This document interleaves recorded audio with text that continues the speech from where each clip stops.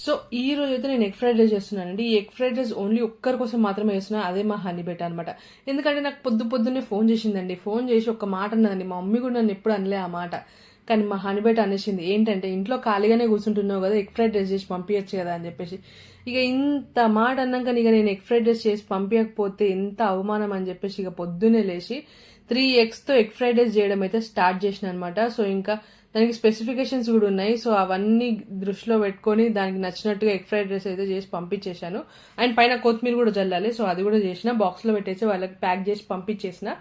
So చాలా మంది videos చూస్తున్నానండి, కానీ చూసి మాత్రం సబ్స్క్రైబ్ చేసుకోవట్లేదు. సో ప్లీజ్ సబ్స్క్రైబ్ చేసుకోండి, ఇలాంటి వీడియోస్ ఇంకా చాలా వస్తూనే ఉంటాయి. ప్లీజ్ సబ్స్క్రైబ్ చేసుకోండి అండ్ లైక్ కొట్టండి.